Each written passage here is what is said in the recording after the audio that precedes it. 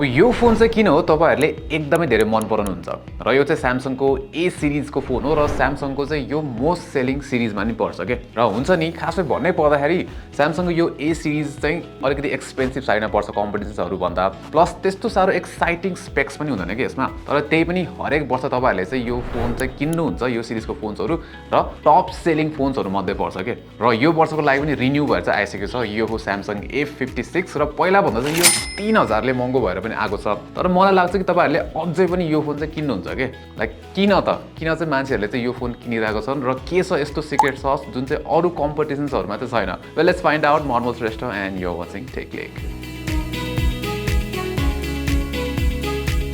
अब यो फोनको डिस्प्लेमा त खासै कम्प्लेन्स चाहिँ छैन किनभने one of the best displays नै दिन्छ Samsungले 6.7 inches 1080p 120 Hz refresh rate भएको प्यानल हो एमोलेड त्यसैगरी एसबीएम चाहिँ यसमा हामीले 1200 निट्स पाउँछौँ भने पिक ब्राइटनेस 1900 निट्स यसमा चाहिँ HDR10+ सपोर्ट पनि छ अब भन्नै पर्दाखेरि यो स्पेक सिट यो प्राइसको लागि बेस्ट छ हैन है फेरि किनभने कम्पिटिसन्सहरु हेर्ने हो भने यही प्राइस रेन्जमा हामीले 1.5K LTPO एमोलेड प्यानल पाउँछौँ त्यो पनि 12 बिट प्यानलहरु छ त्यसैगरी 6000 निट्स पिक ब्राइटनेस पनि छ के र Xiaomi 14T ले त 144 Hz रिफ्रेश रेट नै दिन्छ अब हुन त यो नम्बर्सहरुको गेम हो है किनभने साइड बाइ साइड हेर्ने हो भने Samsung A56 को डिस्प्लेमा खासै त्यस्तो हुन्छ नि हामीले नराम्रो चाहिँ भन्न मिल्दैन स्पेक सिट अलिकति कम भयो पनि Xiaomi 14T को साइड बाइ साइड हेर्दाखेरि चाहिँ ब्राइटनेस आउटडोर्समा A56 को मोर देन इनफ नै छ तर HDR कन्टेन्टहरु हेर्दाखेरि भने चाहिँ हामीले अलिकति फरक पाउँछौँ Xiaomi 14T को चाहिँ जुन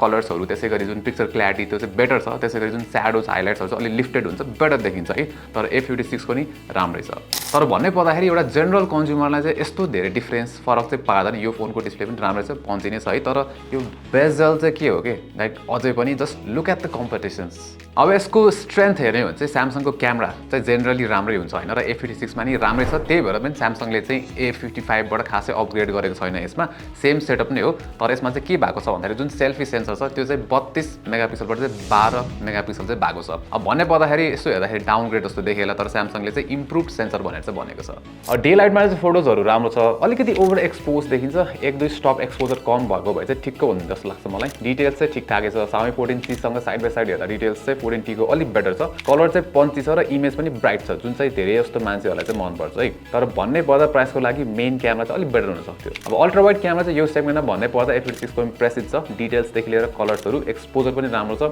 14T सँग साइड बाइ साइड हेर्ने हो भने ठ्याक्कै देख्छौं A56 को चाहिँ फोटोजहरु बेटर छ अब पोर्ट्रेट्स राम्रो नै छ A56 को ब्याकग्राउन्ड ब्लर र सब्जेक्ट सेपरेसन राम्रै गर्छ प्रब्लम भनेको अलि सफ्ट छ फोटोजहरु अब यसमा टेलिफोटो लेन्स त छैन त्यही पनि 2x पोर्ट्रेट अप्सन चाहिँ छ र 2x मा झनै सफ्ट देखिन्छ के फोटोजहरु अब टेलिफोटो लेन्स नहुनु चाहिँ यसको वान अफ द विकनेस चाहिँ मान्न पर्छ किन भन्दाखेरि आजकलको कम्पिटिसन्सहरु अथवा आजकलको यो रेस सेगमेन्टमा चाहिँ फोन्सहरु हेर्ने हो भने धेरै फोनहरुले चाहिँ 2x टेलिफोटो अप्सन चाहिँ दिइराको छ अब नाइट फोटोजहरु चाहिँ राम्रै छ कलर्स रिटेन गर्छ राम्ररी हाइलाइट्सहरु अलि क्लिप देखिन्छ कहिलेकाहीँ नर्मल मोडमा तर डेडिकेटेड नाइट मोड युज गर्न पर्छ नै भन्ने चाहिँ छैन यसमा नाइटमा पनि रिजल्ट्सहरु राम्रै छन् अब सेल्फी फोटो खिच्नु हुन्छ भने पनि यो फोन राम्रो छ शार्पनिङ गर्दैन खासै फेस नेचुरल देखिन्छ फेस टोन पनि राम्रो छ र सबभन्दा राम्रो भनेको एक्सपोजर चाहिँ राम्रो गर्छ है लाइक अलिकति धेरै ब्राइट जस्तो फिल होला तर सेल्फी चाहिँ निकै इम्प्रेसिभ छ मेन क्यामेरा भन्दा पनि राम्रो लाग्यो मलाई चाहिँ अब अगाडि पछाडी दुवै क्यामेराबाट चाहिँ हामीले 4K 30 FPS खिच्न सक्छौँ यसमा भिडियो र भिडियो क्वालिटी चाहिँ दामी नै छ Samsungले भिडियो क्वालिटी चाहिँ देखे हो यसपालि क्लीन क्रिस्प र कलरफुल छ त्यति मात्र हैन स्टेबलाइजेसन पनि राम्रो छ के side by side Xiaomi 14T को भिडियो हेर्नुस् Samsungको स्टेबलाइजेसन र Xiaomi को स्टेबलाइजेसनमा फरक हेर्नुस् दुवैमा OIS छ र 4K मा EIS तर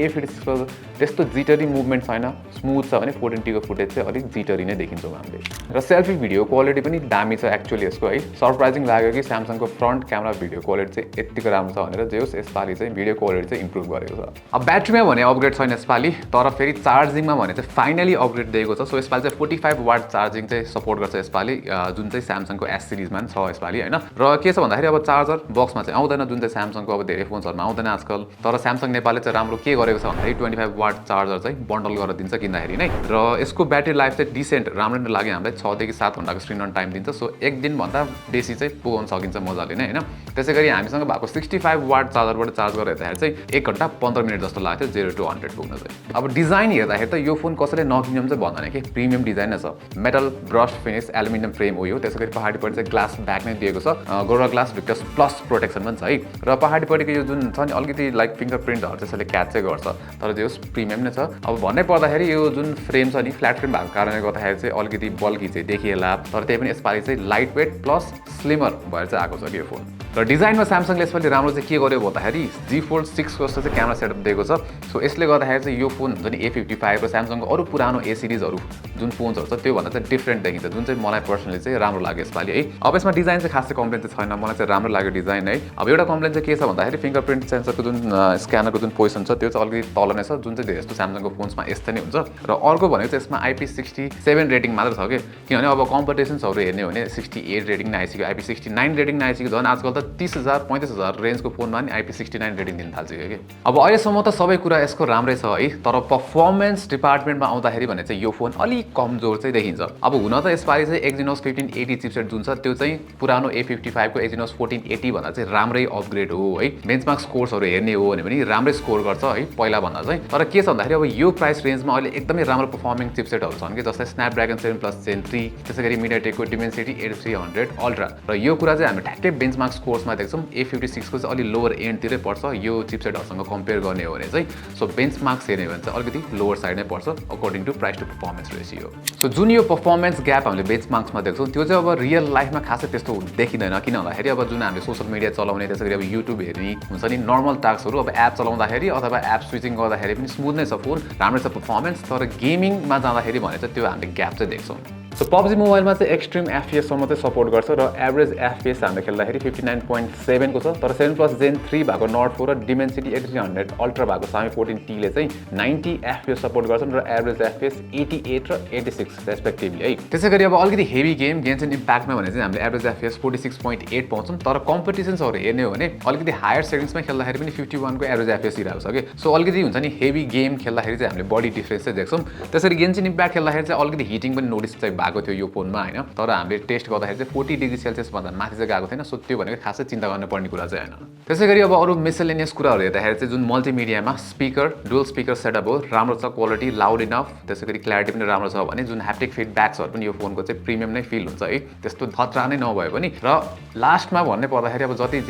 जेसुकै कमजोरी भए पनि यसको स्ट्रेन्थ भन्ने पर्दा यो फोनको स्ट्रेन्थ अथवा स्यामसङकै मेन स्ट्रेन्थ अहिले चाहिँ के छ भन्दाखेरि सफ्टवेयर, र सफ्टवेयरमा चाहिँ स्यामसङलाई किङ नै भन्नुपर्छ अहिले। र A56 मा पनि हामीले चाहिँ Android 15 out of the box पाउँछौँ, One UI 7, त्यो पनि लेटेस्ट भर्जन है। र बबाल कुरा भनेको त सफ्टवेयर अपग्रेड, यो फोनमा पनि हामीले चाहिँ 6 वर्षको सफ्टवेयर अपग्रेड र सेक्युरिटी प्याचेस पाउँछौँ, जुन चाहिँ अरू कुनै पनि कम्पिटिसन्सहरूले चाहिँ म्याच नै गर्न सक्दैन क्या। त्यसै गरी यसमा पनि जुन S20 सिरिजमा चाहिँ जुन AI फिचर्सहरू आएको थियो त्यो पनि कुनै AI फिचर्सहरू यसमा पनि दिएको छ, जस्तै अब्जेक्ट इरेजर भयो, त्यसै गरी सर्कल टु सर्च पनि छ यसमा, जेमिनाईको फिचर पनि दिएको छ, त्यसै गरी अर्को भनेको बेस्ट फेस र अर्को नयाँ भनेको चाहिँ एउटा AI सेलेक्ट भन्ने फिचर पनि दिएको छ। अब डेफिनेटली स्यामसङको टप टियरको जुन AI फिचर्सहरू छ त्यो त डेफिनेटली यसमा आउँदैन, तर जुन छ नि अब्जेक्ट इरेजर त्यसले राम्रै काम गर्छ। सो ग्यालेरीमा भएको कुनै पनि फोटोमा गएर चाहिँ हामीले नचाहिने हुन्छ नि फोटोमा अब नचाहिने मान्छेहरू हटाउनु पर्यो भने अथवा के अब्जेक्टहरू हटाउनु पर्यो राम्रै काम गर्छ, रिजल्ट्सहरू राम्रै छ। र नयाँ फिचर जुन AI सेलेक्ट छ त्यसले चाहिँ कसरी काम गर्छ भन्दाखेरि स्क्रिनमा हामीले यतिकै एउटा स्क्रिनसट जस्तो लिँदाखेरि अथवा जुन स्क्रिनसट लियो भने चाहिँ त्यहाँनिर चाहिँ हामीले टेक्स्टहरू एक्सट्र्याक्ट गर्न मिल्छ,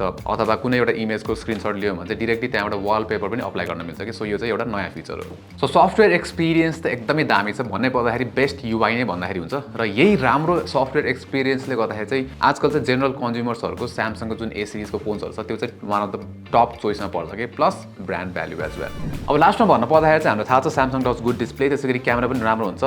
त्यसै गरी अब पर्फर्मेन्स चाहिँ खासै अट्र्याक्टिभ हुँदैन यो प्राइस रेन्जमा हैन स्यामसङको। तर ओभरअल प्याकेज भन्ने पर्दाखेरि राम्रै हुन्छ। र मान्छेहरू चाहिँ स्यामसङको यो A सिरिज र A56 जस्तो फोनहरूमा चाहिँ किन अट्र्याक्ट हुन्छ जस्तो लाग्छ भन्दाखेरि यसको सफ्टवेयर सपोर्ट र रिलायबिलिटीले गर्दाखेरि के, प्लस यस्तो कन्ज्युमर्सहरू जो चाहिँ धेरै टेक स्याभी हुँदैनन् र जसलाई चाहिँ खासै त्यो बबाल पर्फर्मेन्स अथवा गेमिङ पर्फर्मेन्सको मतलब हुँदैन नि, त्यो मान्छेहरू चाहिँ यस्तो फोन्सतिर चाहिँ अलिक बढी अट्र्याक्ट हुन्छ जस्तो लाग्छ मलाई। सो यो फोनको सिक्रेट सस पनि त्यही नै हो कि। अब भन्नै पर्दाखेरि अब यसमा एकदम मेजर मिसिङ भनेको चाहिँ टेलिफोटो क्यामेरा एउटा भइहाल्यो र गेमिङ पर्फर्मेन्स त्यति अट्र्याक्टिभ छैन। तर जेनरल कन्ज्युमरलाई खास फेरि मतलब पनि हुँदैन यो लाइक गेमिङ पर्फर्मेन्समा चाहिँ। सो तपाईँ पनि अब त्यस्तो कन्ज्युमरमा पर्नुहुन्छ जसलाई चाहिँ पर्फर्मेन्स अथवा गेमिङ पर्फर्मेन्स त्यति प्रायोरिटीमा छैन र तपाईँ चाहिँ यो फोन लिने सोचिराख्नु भएको छ भने चाहिँ भेरी गुड अप्सन। TechLekh।